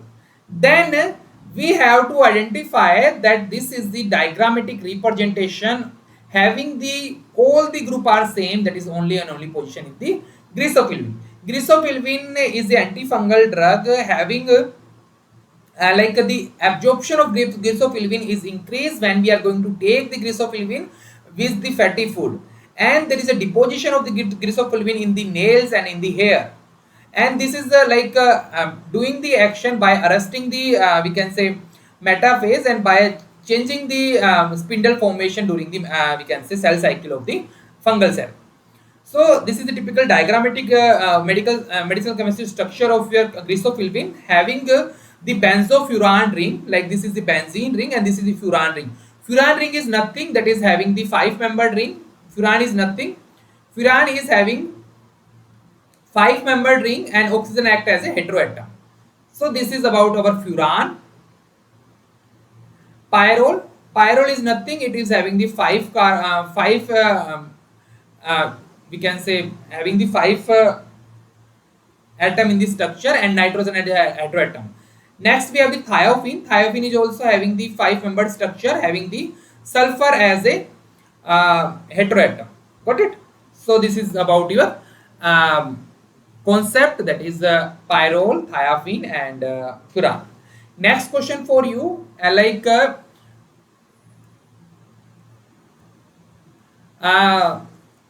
the toothpaste that contain the sodium fluoride, stannous fluoride and the calcium pyrophosphate along with other formulation consistent. So which of the following is correct? Dentifrices toothpaste that you are using containing the stannous fluoride. So what is the exact mechanism, or like what is the exact use of stannous fluoride in adding your toothpaste? So just you have to take your toothpaste with you. You are going to plan this question. You are going to solve this question. I know very well, like you are at your home location. Just try to take the toothpaste that you have and just read the label that is contains stannous fluoride, then after your calcium pyrophosphate. So we have the option like stannous fluoride that acts as anti-caries agent, okay. Calcium pyrophosphate that has acted as abrasive agent, okay. Then this is the second option, like desensitizing agent act as a calcium pyrophosphate, no. We have the desensitizing agent like the zinc chloride, we have this strontium chloride, ammoniacal solution of aldehyde, formaldehyde can also act as desensitizing agent, no. This is the wrong option. This is also the wrong option, and both are desensitizing, no. Desensitizing agent like you have the strontium chloride, zinc chloride, you have that acts as a desensitizing agent. So we have only the first option, that is stannous chloride, that is act as an anti-caries agent, whereas the calcium pyrophosphate is an abrasive. So this is the table that is very important. It contains the complete detailed information for the dentifrices. First we have the dentifrices or polishing agent that contain your calcium carbonate, calcium phosphate, metaphosphate and aluminum oxide. And these are used to we can say along with the toothbrush to just clean and polishing the accessible to surface. Desensitizing agent that are decreasing the hypersensitivity of the teeth, and we can say their outer surface, especially for the toward the cold and hot condition. include strontium chloride and zinc chloride, as I had discussed before. Anticaries are the agent that are going to, we can say, prevent the teeth from the attack of the acid, or we can say from the microorganism. Include the fluoride compound like sodium fluoride and stannous fluoride that are act as an anticaries agent. Next we have the we can say abrasive agent that are basically dealing with the finishing and the polishing of the dental appliances. We have the pumicin, that is the complex of the silicate of your aluminum, phosphorus and your sodium, as well as we have the calcium pyrophosphate that is also act as an abrasive agent. Pumicin, that is very hard, and just we have to need the a specific meal to just reduce the size of pumicin, and it is too abrasive. It is too abrasive and it was used previously like many years before, and due to its too abrasive property there will be like there is a chance of thinning of the teeth, and that's why that is not used in so much extent right now. And after that we have the cementing and the filler after the abrasive agent like gold, silver and zinc oxide that act as a filling agent. Like someone is having the tooth cavity and molar cavity, premolar cavity, they went to the dentist, and dentist recommend that we have to fill your we can say teeth cavity. So they are just basically using any compound that you want, either from silver, either from gold, if you are having very high economic background, and basically most commonly they are using the zinc oxide to fill your cavity. Next we have the mouthwash that is used to sorry, that is used to we can say clean the mouth, just to use to rinse your mouth, and basically it contains your zinc sulfate, zinc chloride and the KMNO4, that is potassium permanganate. So this is about the questions that we had done. So coming to that, the first question in this series, the first question in this super model paper series, that is, you can see right over on my screen, which of the following is used as a adulterant of clove? Which of the following is a used as a adulterant of clove? So what are the options here? The peach kernels, clove stalks and mother cloves, Japan wax and chestnut leaves. But make sure to comment your answers in the comment box. Okay, so come on. Yes, option A, peach kernels, B, clove stalks and mother cloves, and C, Japan wax, and D, chestnut leaves. So what is the right answer for this one? Comment down very quickly. So we'll solve more questions. Okay. So in such type of questions, I said in the model paper series also, I said that, okay, you can see here they included, they are asking about the adulterants for the clove. In generally, the clove is a flower bud. Okay, so clove cannot be adulterated with any other part except related to clove. So that I gave you a hint. So select the right answer. Okay, so you can eliminate the wrong answers, direct wrong answers from this question, because I can help you out. So clove is not adulterated by means of the leaves. Okay, and clove cannot be adulterated by means of wax. Okay, so tell me the right answer from these two options. Okay, because wax is an unorganized drug. Okay, leaves are not an option. What is the right answer? Come on. So try to apply little IQ like this. So that definitely first try to eliminate the wrong answers. So that definitely will get the right answer. Let me check the right answer. Yes, option D, clove stalks and mother cloves is the right answer for this one. You can see, so that, okay, the peach kernels and apricot kernels are adulterated with almonds.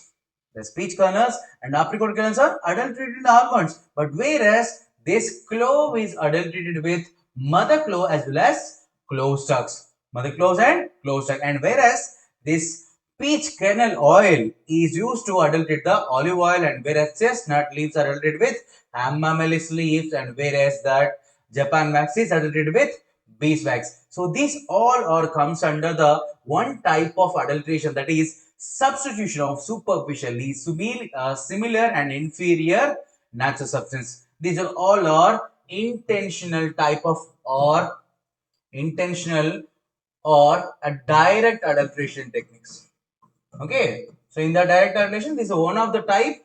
So where the maximum adulteration has done. Okay, substitution of superficially similar. They are very similar, but inferior, low quality natural substance. Clear? The answer for this question is the clove stalks are mostly adulterated with mother cloves as well as clove stalks. Okay. So this is a question coming from the adulteration. Let us move for the next question.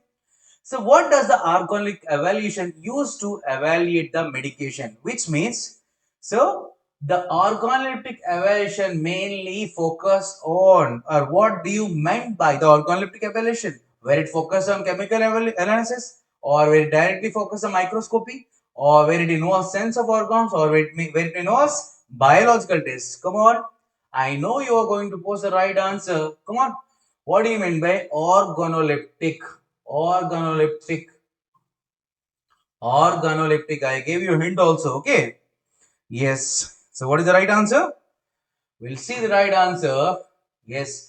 Organoleptic means sense of organs. Okay. So in the evaluation techniques, we are having 5 major types of evaluation techniques. In that, one is organoleptic evaluation, which means sensory organs. So where the analysis has done based on the sensory properties like color, taste, odor, texture. Okay. Like all these sensory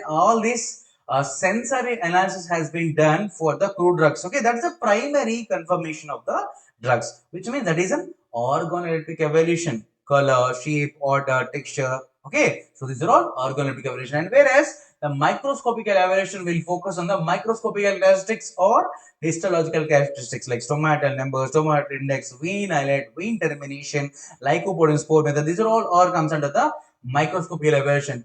Whereas the chemical evaluation is also one type of evaluation where it confirms the chemical constants by performing the chemical test. Which type of chemicals are there in that particular drug? Those can be tested by chemical evaluation.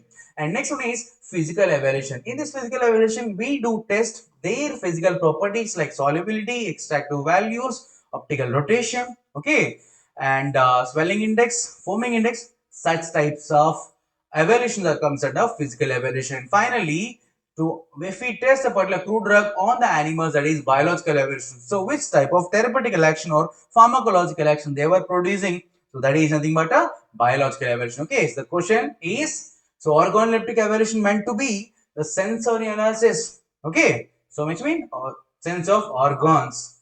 Clear? So that's the right answer. So next question. The stomata found in senna leaves. Yes, what do you mean by stomata? Okay, stomata is a structure and functional unit of a leaf where it involves in the respiration or transportation or transpiration of the gases. Okay, so tell me, what are the different types of stomatas and what type of stomata has found in the senna leaf, whether it is a parasitic or diacitic or anamocytic or anisocytic. Okay, do remember, okay, senna consists of which type of stomata. Okay, so let's see the right answer for this question. Yes, parasitic stomata has found in senna leaves. Do remember, this is a very important table for any pharma examination, especially from the microscopic evaluation from stomata. Okay, so you can see there are 5 major types of stomatas are there. But if you see the basic structure of stomata, it is having two guard cells, okay, which are covered by the epidermal cells, two guard cells and the covered by the epidermal cells. The central hole or central gap is known as stoma. The central pore is known as stoma, or stomatal pore or stoma, where it involves the exchange of gases, where it facilitates gases. Okay, so the presence or the arrangement of these epidermal cells will divide a stomata into 5 major types. Okay, based on the position or based on the number or based on the type of stomata, we have classified the stomatas into 5 types. One is a parasitic. If two guard cells are covered by the two subsidiary cells, okay, two guard cells are covered by the two subsidiary cells parallelly. Okay, if the guard cells are, if the subsidiary cells are covered the guard cells by parallelly, that's the reason parasitic parallelly. Okay, if the subsidiary cells are arranged diagonally to that of the guard cells, okay, so these are epidermal cells. If these epidermal cells are formed or arranged on the guard cells, in the diagonal manner. So that is diacetic. Okay. So let us see the examples also, because examples are very important. First thing, for the parasitic, senna and coca are important.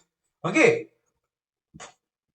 Coming to the diacetic, spearmint and peppermint, wasak and thyme. To remember the examples, they are very important.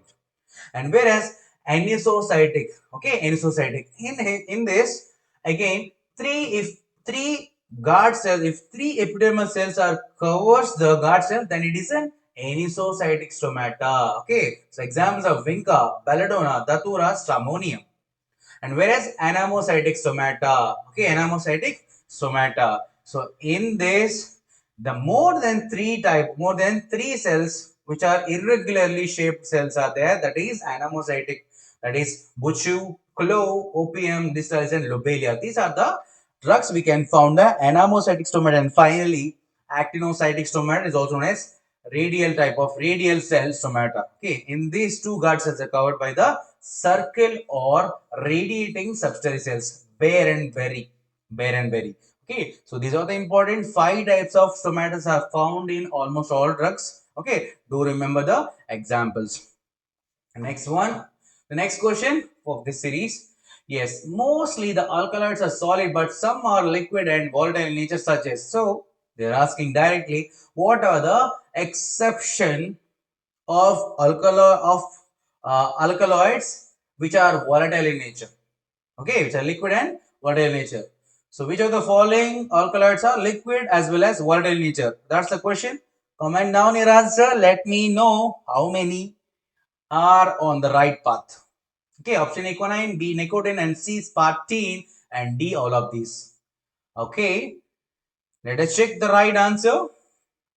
Yes, all of these you can see here. Okay, so there are some exception. There are some physicochemical properties of alkaloids. Some exceptions are also there, but most of the alkaloids are okay. Most of the alkaloids are colorless, but some are colored alkaloids are like betadine, which is red in color, sanguinarine, which is copper red, and berberine is yellow in color. So these are exceptions according to their color. But coming to the next one, okay, some are almost all alkaloids contain oxygen, but some are oxygen-free alkaloids. Those are nothing but nicotine as well as quinine. And yes, most of the alkaloids are solid, but there are some exceptions which are volatile, oily liquids, that is nicotine, quinine, and spartine. This is the right answer that we are looking for. Okay, volatile as well as liquids. So that are nicotine, quinine, and spartine. And some are optically, most of the drugs, most of the alkaloids are optically active, and levoisomers are most active. But optically, some drugs are inactive, that is papaverine as well as atropine. Okay, so do remember these exceptions because they'll ask about the some exceptional properties of the alkaloids. Okay, so right answer is nicotine, quinine, and spartine. Next question. So which of the following is an example of an O-glycoside? Yes, the glycosides are classified based on the glycosidic linkage. O-glycoside, S-glycoside, okay, C-glycoside, and N-glycosides. So because of the nature or the because of the type of glycosidic linkage, whether it is sulfur, oxygen, or nitrogen, or carbon. Okay, so tell me what is the example for the O-glycoside?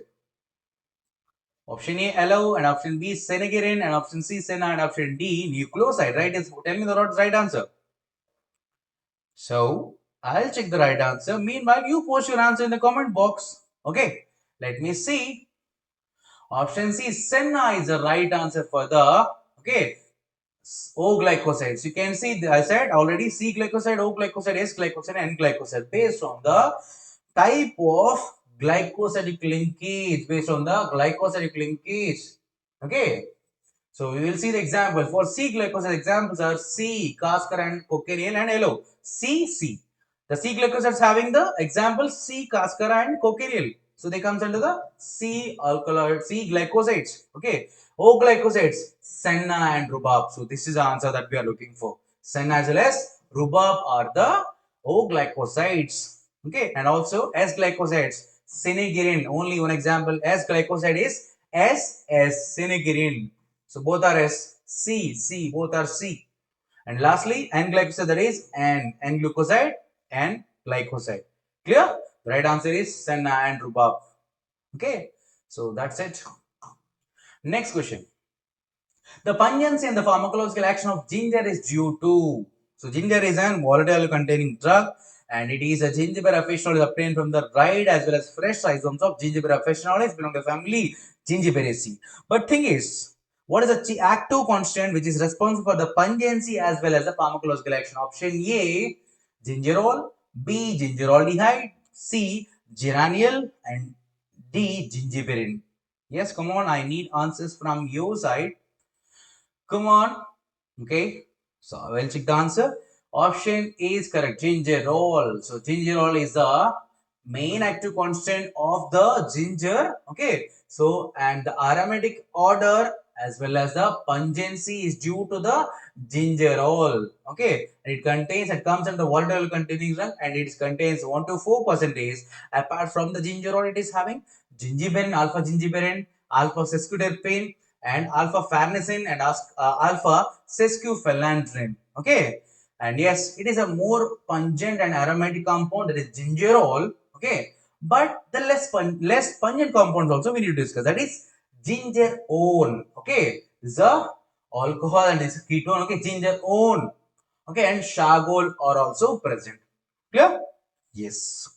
So that's the right answer. Okay, because of the gingerol, that pungency as well as the pharmacological action is produced. Let us go for the next question. The test used for the identification of senna. Okay, senna is an glycoside. Okay, especially this is an anthracene. So that tell me, what is the test used for to identify the senna? So again, you need to apply your IQ and also elimination method, because you can eliminate the almost all test here. Okay, so because senna is a glycoside, so what is the test? Muroxide test is for whether it is a glycoside for alkaloids. Yes, what is the test? Or Dragonov, whether it is glycosides for alkaloids. We can eliminate these two options because both are for alkaloids, right? And whereas senna is a glycoside. Tell me the right answer from these two options. Come on. Okay, so let me check the right answer. That is a bond-Tragus test. Undoubtedly, the bond-Tragus test is an identification test for especially anthracene like senna. Okay, senna as well as hello. But whereas I said already, Muroxide test is for to identify the caffeine. Okay, to caffeine especially, that is a purine derivative caffeine. And Dragonov is for alkaloids, and whereas nitrous acid is for the aloe. Okay, isobarbalan. Clear? The right answer is senna. In that, when we add the drug to the sulfuric acid, and if you boil that one, and after that you collect the filtrate to that, either dichloromethane or chloroform plus ammonia solution, if you add, it liberates pink or red color. Okay, that indicate presence of anthracene like senna. Okay, yes. Next question of the series is isabgol consists of dried sea soft, which means isabgol is obtained from which of the species? Option A, Plantago ovata, and B, Aigel marmellus, and C, Gelatinium amanshi, and option D, Chondrus crypsus. Yes, the species names is also very important. Source of the drugs is a very important. Okay. Yes, come on, comment down. I'm waiting for your replies and waiting for your answers. Okay, let me check the right answer. Option A, Plantago ovata is the right answer. Yes, the isabgol seeds. Okay, these are the seeds which are used to check the swelling index. Isabgol seeds. Okay, yes. So isabgol, Indian psyllium, and isabgol are the synonyms. But where it is obtained from the dried seeds of Plantago ovata family, Plantaginaceae. These are the isabgol seeds. Okay, isabgol is obtained from the Plantago ovata, Plantaginaceae. That's it. Next question. Sorry. Yes, we're almost done. Okay. So this is the way, and these are the questions which will help you a lot, which will enhance your preparation, which can, well, we can say these are the booster for your preparation. Okay, so try to follow and watch all the super model series videos. Definitely, we can't predict. Maybe from these questions also you can get the direct questions in your examination. Okay, yes, I hope you enjoy this video, and for more such content, for more such interesting videos and For more such interesting videos, do follow our YouTube channel and try to subscribe and also forward and share to your friends. Definitely, if you follow and if you watch these videos, you can see a visible changes and visible results in your preparation. And definitely, you can reach your goal. Clear? And thank you. Do follow and subscribe.